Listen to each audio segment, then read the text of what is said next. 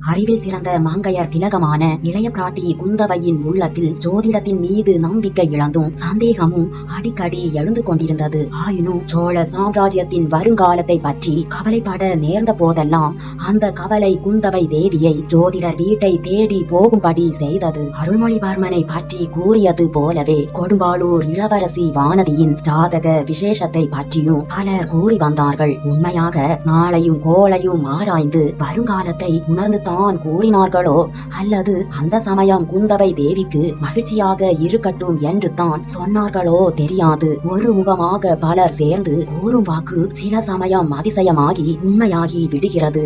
இன்னும் சிலருடைய வாக்கிலேயே ஏதோ விசேஷம் இருக்கிறது. அவர்கள் சொன்னது சொன்னபடி பலித்து விடுகிறது. குழந்தையில் இருந்து திருவையாற்றுக்கு வந்து குடியேறிய ஜோதிடர் அன்றைக்கு மார்கழி மாத திருவாதிரை நாள் என்பதை நினைவு கூர்ந்து சோழ குலத்துக்கு மிக்க சிறப்பை அளிக்க போகும் நன்னாள் அது என்று சற்று அழுத்தமாக கூறினார். 2 ஆண்டுகளுக்கு பிறகு அதே மார்கழி திருவாதிரையில் சோழ குலத்தில் ஆண் குழந்தை ஒன்று பிறந்தது. அந்த குழந்தை வளர்ந்து உரிய பிராயம் அடைந்த போது சந்திரகுப்தன், அசோகன், விக்ரமாதித்தன், கர்ஷவர்த்தனன் ஆகியவர்களுடன் ஒப்பிடக்கூடிய சக்கரவர்த்தியாகி விளங்கினான். ராஜேந்திரன் என்ற அபிஷேக பெயர் பெற்று இலங்கை முதல் கங்கை வரையில், லட்சத்தீவு முதல் ஸ்ரீ விஜயதீவு வரையில் வெற்றி கொண்டு ஆணை செலுத்தினான். ஜோதிடர் கூறிய வார்த்தை இவ்விதம் அதிசயமான முறையில் பின்னால் பலித்துவிட்டது. ஆனால் அன்றைக்கு ஜோதிடர் கூறிய போது குந்தவைக்கு அதில் முழு நம்பிக்கை ஏற்படவில்லை. வானதிக்கோ ஜோதிடரின் வார்த்தைகள் கோபத்தையே ஏற்படுத்தின. அந்த கோபத்தை உடனே காட்டுவதற்கு ஒரு வழியும் ஏற்பட்டது. ஜோதிடர் சுவடியை தூக்கி அந்த பெண்ணரசி பூனையின் மேல் எறிந்துவிட்டு ஜோதிட சாஸ்திரத்துக்கும் உபயோகம் உண்டு என்று கூறினாள். அதை கேட்ட ஜோதிடர் திரும்பி பார்த்து விஷயம் இன்னதென்பதை தெரிந்து கொண்டு, இளவரசி, பல்லவனுக்கு புல்லும் ஆயுதம் என்பார்கள். அதுபோல் தங்கள் திருக்கரம் பட்ட மகிமையினால் இந்த ஓலைச்சுவடியும் ஓர் உயிரை காப்பாற்றியது. வரும் காலத்தில் எத்தனையோ உயிர்களுக்கு அபயம் அளித்து காப்பாற்ற போகும் மலர்கரம் அல்லவா அக்கா. இந்த ஜோதிடர் முகத்தை பார்த்து புகழ்ந்து கூறுவதில் மிகவும் கெட்டிக்காரர். வாருங்கள் போகலாம் என்றாள் வானதி. தாயே, இன்றைக்கு நான் சொல்லும் வார்த்தைகள் தங்களுக்கு பிடிக்கவில்லை. ஒரு காலத்தில் நான் கூறியவை எல்லாம் உண்மையாகியே தீரும். அப்போது இந்த ஏழையை மறந்து விடாதீர்கள் என்றார் ஜோதிடர். குந்தவை பிராட்டி குறுக்கிட்டு, இளவரசே, இந்த பெண்ணுக்கு தங்கள் வார்த்தைகள் பிடிக்காமல் இல்லை. கேட்க கேட்க இவள் மனதிற்குள் சந்தோஷமாக இருக்கிறது. ஆனால் யோசனை இல்லாமல் ஏதோ சபதம் செய்து விட்டோமே என்று ஆத்திரப்படுகிறாள். அந்த ஆத்திரத்தை தங்கள் ஓலைச்சுவடியின் மீது காட்டினாள். அதை தாங்கள் பொருட்படுத்த வேண்டாம் என்று கூறினாள். தாயே, நல்லவர்களுக்கு வரும் ஆத்திரம் நல்ல பலனையே அளிக்கும். தங்களை இனிய மொழியால் அழைத்த என் அருமை கிளி பிழைத்தது அல்லவா என்றார் ஜோதிடர். பின்னர் குந்தவை ஜோதிடரிடம் இன்னும் சிறிது நேரம் பேசிக் கொண்டிருந்தாள். முக்கியமாக அருள்மொழிவர்மருக்கு திருமணம் எப்போது நடக்கும் என்று கேட்டாள். அதை பற்றி இளைய பிராட்டி குந்தவைக்கு கவலை ஏற்பட காரணம் இருந்தது. ஏனெனில் நேற்றைய தினம் பூதி விக்ரமகேசரி இளைய பிராட்டியிடம் வந்து, தாயே, நான் கொடும்பாளூர் போகிறேன். என் சகோதரன் மகள் வானதியையும் அழைத்து செல்லலாம் அல்லவா என்று கேட்டார். குந்தவை திடுக்கிட்டு, மாமா, இது என்ன அவசரம்? பட்டாபிஷேகத்துக்கு இல்லாமலா போகிறீர்கள் என்று கேட்டாள். தாயே, பட்டாபிஷேகத்தின் போது வந்து விடுவேன். அது வரையில் இங்கு ஏன் காத்திருக்க வேண்டும்? நான் வரும்போது பெரும் படையோடு வந்தேன். தெய்வாதீனமாக நம்முடைய மனோரதம் சண்டை ஒன்றும் இல்லாமலே நிறைவேறுவதாகிவிட்டது. சக்கரவர்த்தி திருமகன் முடிசூட இணங்கிவிட்டார். அதை எல்லா சிற்றரசர்களும் ஒப்புக்கொண்டு விட்டார்கள். இனி இவ்வளவு பெரிய படையை இங்கு வைத்திருக்க வேண்டிய அவசியம் இல்லை. இவ்வளவு பேருக்கு உணவு அளித்து நிர்வகிப்பதும் தஞ்சை நகரத்தாருக்கு சிரமமாக இருந்து வருகிறது. ஆகையினால் என் படையை அழைத்து போய் ஆங்காங்கே பிரித்து விட்டுவிட்டு வர வேண்டிய அவசியம் ஏற்பட்டிருக்கிறது என்றார் சேனாதிபதி. மாமா, அப்படியே செய்யுங்கள். ஆனால் என் தோழி வானதியை எதற்காக அழைத்து போக வேண்டும் என்று கேட்டாள் குந்தவை. தேவி, அதற்கு ஒரு காரணம் இருக்கிறது. நேற்று சிற்றரசர்களாகிய நாங்கள் எல்லோரும் கூடி யோசித்து ஒரு முடிவுக்கு வந்தோம். தங்கள் பாட்டனார் அருஞ்சய தேவரின் தந்தையாகிய பராந்தக சக்கரவர்த்தி பெண்ணரசிகள் 6 பேரை மணந்திருந்தார். என்னுடைய குலத்திலிருந்தும், மிலாடுடையார் குலத்திலிருந்தும், பழுவேட்டரையர், மழவரையர், சம்புவரையர் குலங்களில் இருந்தும் ஒவ்வொரு பெண்ணை மணந்து கொண்டிருந்தார். ஆகையால் அவருடைய காலத்தில் சிற்றரசர்களிடையில் சண்டை ஏதும் இல்லாமல் இருந்தது. தங்களுடைய பாட்டனார் அருஞ்சயரும் அவ்வாறே பல சிற்றரசர் குல பெண்களை மணந்து கொண்டார். அவர் வெற்றி கொண்ட வைதும்பரையார் குலத்தில் இருந்து தங்கள் பாட்டியார் மகளாரை மணந்து கொண்டான். ஆனால் தங்கள் தந்தை இந்த நல்ல வழக்கத்தை அனுசரிக்கவில்லை. தங்கள் அன்னையாகிய மலையமான் மகளாரை மட்டும் மணந்தார். அதனால் சிற்றரசர்களுக்குள்ளே பொறாமையும் சண்டையும் விளைந்தன. இனி இந்த சோழ சாம்ராஜ்யத்தின் சக்கரவர்த்தியாக முடிசூட்டி கொள்கிறவர்கள் பராந்தக சக்கரவர்த்தியையும் அரிஞ்சய தேவரையும் போல் பல சிற்றரசர் குலங்களில் இருந்தும் பெண் எடுத்துக்கொள்ள வேண்டும் என்று நேற்றைக்கு ஒரு மனதாக முடிவு செய்திருக்கிறோம். பொன்னியின் செல்வரின் முடிசூட்டு விழா நடந்த பிறகு அவரிடம் இவ்வாறு விண்ணப்பம் செய்து கொள்ள எண்ணி இருக்கிறோம். வானதியை ஏன் ஊருக்கு அழைத்து போகிறேன் என்று தாங்கள் யோகித்துக் கொள்ளலாமே. அவளை இங்கே விட்டிருந்தால் நான் உடன்படிக்கைக்கு விரோதமாக நடக்க பார்க்கிறேன் என்று மற்றவர்கள் சந்தேகிக்க கூடும் என்றார் கொடும்பாளூர் வேளார். இதை கேட்ட குந்தவையின் உள்ளத்தில் பெரிதும் ஆத்திரம் ஏற்பட்டது. அதை அவள் வெளிக்காட்டி கொள்ளாமல், சேனாதிபதி, அன்னை தந்தையை இழந்த தங்கள் தம்பி மகளுக்கு நானே தந்தையும் தாயுமாக இருக்க வேண்டும் என்று முன்னொரு சமயம் கேட்டுக்கொண்டீர்கள். அதை மறந்து விட்டீர்களா? வானதியை கொடும்பாளூருக்கு அனுப்ப முடியாது. அவளை விட்டு ஒரு நொடியும் என்னால் பிரிந்திருக்க இயலாது. நான் வேண்டுமானால் வானதியை அழைத்து கொண்டு பழையாறைக்கு போய்விடுகிறேன். முடிசூட்டு விழாவுக்கு கூட வராமல்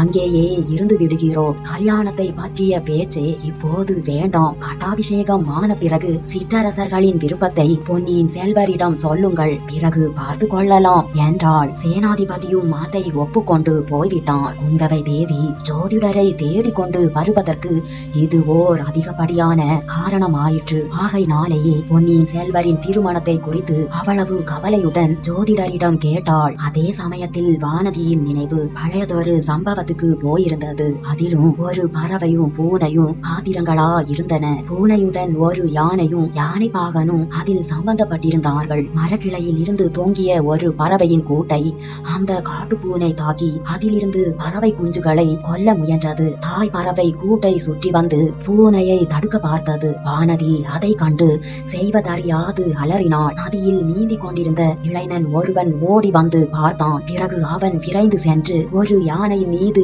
ஏறி வந்தான். பறவைகள் கூண்டையும் அதிலிருந்த பச்சிளம் குஞ்சுகளையும் அந்த காட்டு பூனையின் வாயில் இருந்து காப்பாற்றினான். அந்த இளைஞன் யானை பாகன் என்று வானதி அப்போது கருதினாள். பின்னால் அவன் தான் பொன்னியின் செல்வன் என்று தெரிந்தது. ஆகா, அவன் வெறும் யானை பாகனாகவே இருந்திருக்க கூடாதா? அல்லது சாதாரண வீரனா இருந்திருக்க கூடாதா? அவன் சுந்தர சோழ சக்கரவர்த்தியின் திருமகனாக இருப்பதால் அல்லவா தான் இத்தகைய தொல்லைகளுக்கு ஆளாக நேர்ந்தது. தன்னை போன்ற தோழிமார்களும் பூங்குழலி போன்றவர்களும் சோழ நாட்டு பட்டத்தரசியாக விரும்பும் கள்ள நோக்கம் உடையவள் என்று என்னை பற்றி அவதூறு கூறும்படி நேர்ந்தது. வானதி இத்தகைய நினைவுகளிலும் குந்தவை வருங்காலத்தை பற்றி ஜோதிடம் கேட்பதிலும் ஈடுபட்டிருந்த சமயத்தில் ஜோதிடரின் வீட்டு வாசலில் சீனத்து பட்டு வேண்டுமா, சீனத்து பட்டு என்று பெருங்குரல் ஒன்று கேட்டது.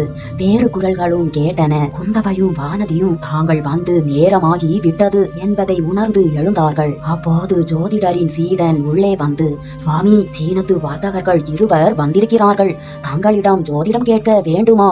அவர்களை நாளைக்கு வரும்படி சொல்லட்டுமா என்று கேட்டான். ஜோதிடரே, வேண்டாம், இப்பொழுதே வரட்டும், நாங்கள் விடை பெற்று கொள்கிறோம் என்று சொல்லிவிட்டு வானதியின் கையை பிடித்து அழைத்து கொண்டு புறப்பட்டாள். இளவரசிகள் இருவரும் வாசலில் வந்தபோது அங்கே ஒரு யானை நிற்பதையும் அதன் மேல் 2 சீன வர்த்தகர்கள் பெரிய துணி மூட்டைகளுடன் உட்கார்ந்திருப்பதையும் பார்த்தார்கள். கீழே நின்ற யானை பாகனிடம் அந்த சீனத்து வர்த்தகர்கள் ஏதோ கேட்டுக்கொண்டிருப்பதாக தோன்றியது. அவர்கள் மீது அதிக கவனம் செலுத்தாமல் இளவரசிகள் தங்களுடன் வந்த வீரனை அழைத்து கொண்டு சோழ மாளிகையை போய் சேர்ந்தார்கள். அன்று முன்னிரவில் திருவாதிரை திருவிழாவை முன்னிட்டு ஐயாரப்பரும் அறம் வளர்த்த நாயகியும் திருவையாற்றின் விசாலமான மாட வீதிகளில் எழுந்தருளினார்கள். வெள்ளி பனி மூடிய கைலயங்கிரியை நினைவூட்டுமாறு வெள்ளியினால் அமைத்த கைலாச வாகனத்தில் அன்று சுவாமியையும் அம்மனையும் அலங்கரித்து வீட்டிருக்க செய்திருந்தார்கள். ஊர்வலத்தின் முன்னணியில் யானைகளும் ஒட்டகங்களும் பெரிய பெரிய காளைகளும் சென்றன.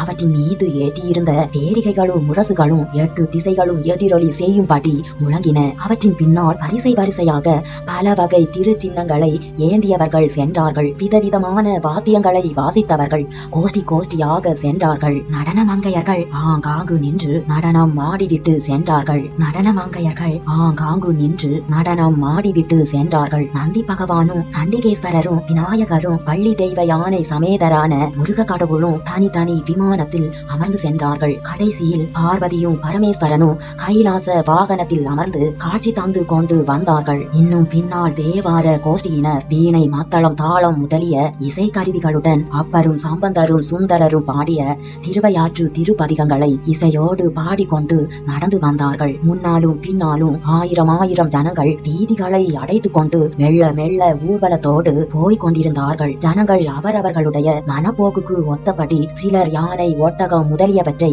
பார்ப்பதிலும், சிலர் வாத்திய கோஷ்டிகளின் கீதங்களை கேட்பதிலும், சிலர் தேவமங்கையரின் நடனங்களை பார்ப்பதிலும், பெரும்பாலோர் தெய்வ மூர்த்திகளை தரிசித்து பரவசமடைந்து துதிப்பதிலும் ஈடுபட்டிருந்தார்கள். கண்ணு கெட்டிய தூரம் முன்னும் பின்னும் நூற்றுக்கணக்கான தீவர்த்திகள் பிரகாசித்து அந்த அபூர்வமான தெய்வ ஊர்வலத்தை ஒரு கனவு காட்சியாக செய்து கொண்டிருந்தது. இந்த காட்சியை சோழ மாளிகையின் மேல் மாடத்தில் இருந்து குந்தவையும் வானதியும் பூங்குழலியும் பார்த்து கொண்டிருந்தார்கள்.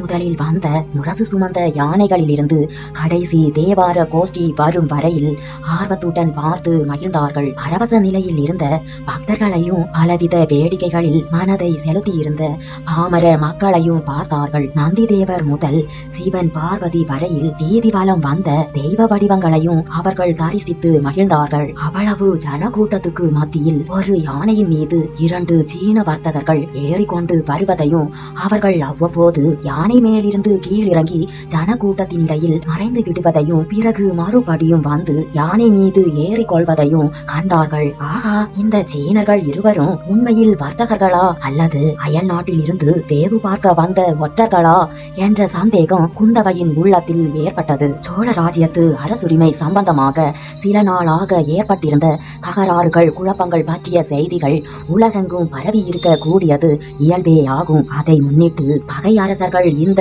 ஒற்றர்களை சீன நாட்டு வர்த்தகர்களின் தோட்டத்தில் அனுப்பி வைத்திருப்பார்களோ? இதை பற்றி குந்தவையும் வானதியும் பேசிக் கொண்டிருந்தது பூங்குழலியின் காதில் விழுந்தது. அந்த பெண் தேவி அவர்கள் கோவில் கோபுர வாசலில் என்னை அணுகி சீனத்து பட்டு வேணுமா என்று கேட்டார்கள்.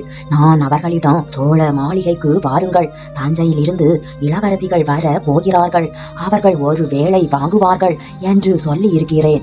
ஆகையால் ஒருவேளை இங்கு வந்தாலும் வருவார்கள். உங்கள் சந்தேகத்தை நேரிலேயே கேட்டு தீர்த்து கொள்ளலாம் என்றாள். அந்த சமயம் கைலயகிரி வாகனத்தில் அமர்ந்திருந்த ஐயார் அப்பரும் அறம் வளர்த்த நாயகியும் சோழ மாளிகையின் வாசலுக்கு வந்திருந்தார்கள். அங்கே சுவாமியை நிறுத்த செய்து தீபாராதனை முதலியன நடந்தன. தெய்வ ஊர்வலத்துடன் வந்த செம்பியன் மாதேவியும் அவருடைய புதல்வரும் விமானம் அங்கிருந்து சென்ற பிறகு அரண்மனைக்குள் பிரவேசித்தார்கள். இளவரசிகள் மேல் மாடத்தில் இருப்பதை அறிந்து அங்கேயே வந்து சேர்ந்தார்கள். திருவிழாவின் சிறப்பை குறித்து சிறிது நேரம் பேச்சுவார்த்தை நடந்தது. பின்னர் சிவனான கண்டராதித்தரின் தேவி தாம் அருமை மகனை பார்த்து, குழந்தாய், இந்த திருவையாற்றில் அப்பர் பெருமான் கண்ட காட்சியை பற்றி ஒரு பதிகம் பாடியிருக்கிறாரே, அதை நீ ஒரு முறை பாடு. தேவார கோஷ்டியர் பாட கேட்டது எனக்கு அவ்வளவாக திருப்தி அளிக்கவில்லை. இளவரசிகளும் பூங்குழலியும் அந்த கோரிக்கையை ஆமோதித்தார்கள். பின்னர் சேந்தன் அமுதனாகிய மதுராந்தக தேவர் அந்த பதிகத்தை தமது இனிய குரலில் பாடினார். சேந்தன் அமுதன் பாடிய பாடலை கேட்டுக்கொண்டிருந்தவர்கள் தங்களை மறந்திருந்தார்கள். அன்று அப்பர் பெருமான் கண்ட காட்சிகளை எல்லாம் அவர்களும் கண்டார்கள். பாடல் முடிந்து சிறிது நேரம் வரையில் அங்கே மௌனம் குடிக்கொண்டிருந்தது. பின்னர் குந்தவை செம்பியன் மாதேவியை பார்த்து, அம்மா, அப்பர் இந்த பதிகம் பாடிய வரலாற்றை முன்னொரு முறை எனக்கு சொல்லி இருக்கிறீர்கள், இப்போது இன்னொரு தடவை சொல்லுங்கள், இவர்களும் கேட்கட்டும் என்றாள். மற்றவர்களும் வற்புறுத்தி கேட்டதன் காரணமாக பெரிய பிராட்டி செம்பியன் மாதேவி அந்த வரலாற்றை கூறினார். அப்பர் சுவாமி பிராயம் முதிர்ந்து உடல் தளர்ச்சியுற்றிருந்த சமயத்தில் கைலயகிரிக்கு சென்று இறைவனை தரிசிக்க விரும்பினார். நெடு தூரம் வட திசை நோக்கி பிரயாணம் செய்தார். மேலே நடக்க முடியாமல் களைத்து விழுந்தார். அந்த சமயம் ஒரு பெரியவர் அங்கே தோன்றி, அப்பரே, கைலையை தேடி நீர் எங்கே செல்கிறீர்? பொன்னி நதி கரையிலுள்ள திருவையாற்றுக்கு செல்லுங்கள், பூலோக கைலாசம் அதுதான் என்று அருளி செய்து மறைந்தார். அது இறைவன் வாக்கு என்று அறிந்த அப்பர் திரும்பி திருவையாறு வந்தார். அந்த ஸ்தலத்தை நெருங்கி வந்த போதே அவருடைய உள்ளம் பரவசம் அடைந்தது. பல அடியார்கள் கையில் பூக்களையும் கெண்டியில் காவேரி நீரும் ஏந்தி ஐயாரப்பனை தரிசிப்பதற்காக சென்று கொண்டிருப்பதை பார்த்தார். அவர்கள் இறைவனுடைய புகழை பாடிக்கொண்டு சென்றார்கள். அவர்கள் பின்னால் அப்பரும் சென்றார். அப்போது திருவையாறு நகர்ப்புறத்தில் ஆணும் பெண்ணுமாக 2 யானைகள் வந்தன. அந்த களிரும் பிடியும் சிவமும் சக்தியுமாக அப்பருக்கு காட்சி அளித்தன. ஆலயத்தை அடைவதற்குள் இவ்வாறு பல விலங்குகளையும் பறவைகளையும் ஆண் பெண் வடிவத்தில் அப்பர் பார்த்தார். கோழி பேடையோடு கூடி குலாவி வந்தது. ஆண் மயில் பெண் மயிலோடு ஆடி பிணைந்து வந்தது. அருகில் இருந்த சோலையில் ஆண் குயிலோடு பெண் குயில் ஆடி கழித்துக் கொண்டிருந்தது. இடி முழக்க குரலில் முழங்கிக் கொண்டு ஏனம் ஒன்று அதன் பெண் இனத்தோடு சென்றது. நாரையும் அதன் நற்றுணையும் சேர்ந்து பறந்து சென்றன. ஐங்கிளியும் அதன் பேடையும் பசுமர கிளைகளில் மழலை பேசி கொண்டிருந்தன. காளையும் பசுவும் கம்பீரமாக அசைந்து நடந்து சென்றன. இவ்வாறு ஆணும் பெண்ணுமாக அப்பர் சுவாமிகளின் முன்னால் தோன்றியவை எல்லாம் சிவமும் சக்தியுமாக அவருடைய அகக்கண்ணுக்கு புலனாயின. உலகம் எல்லாம் சக்தியும் சிவமுமாக விளங்குவதை கண்டார். இந்த உலகமே கைலாசம், தனியாக வேறு கைலாசம் இல்லை என்று உணர்ந்தார். இத்தகைய மெய்ஞான உணர்ச்சியோடு மேலே சென்றபோது ஐயாரப்பரும் அறம் வளர்த்த நாயகியும் கைலாச வாகனத்தில் எழுந்தருளி வீதியில் வலம் வருவதை பார்த்தார். தாம் அன்று புறக்கண்ணாலும் அகக்கண்ணாலும் பார்த்து அனுபவித்ததை எல்லாம் ஒவ்வொன்றாக இனிய தமிழில் இசைத்து பாடி அருளினார். இத்தனை காலமும் தாம் கண்ணால் கண்டும் கருத்தினால் அறியாமல் இருந்தவற்றை இன்று திருவையாற்றில் கண்டு அறிந்து கொண்டதாக ஒவ்வொரு பாடலின் முடிவிலும் கண்டறியாதன கண்டேன் என்று திரும்ப திரும்ப வியந்து கூறினார். முதிய எம்பிராட்டி கூறி வந்த இந்த வரலாற்றை எல்லோரும் மெய் மறந்து கேட்டுக்கொண்டு வந்தார்கள். வரலாறு முடிந்த பிறகு கொடும்பாளூர் இளவரசி ஒரு கேள்வி கேட்டான். அம்மா, அப்பர் சுவாமிகள் விலங்கின பறவை இனங்களின் காதலை குறித்து இப்படி எல்லாம் வியந்து வியந்து கூறியிருக்கிறாரே, மனித இனத்தை பற்றி மட்டும் ஏன் குறிப்பிடவில்லை என்று கேட்டாள். இதை கேட்ட பூங்குழலி, மனித குலத்தில் பிரதிபயனை விரும்பாமல் உண்மையான அன்பு கொண்ட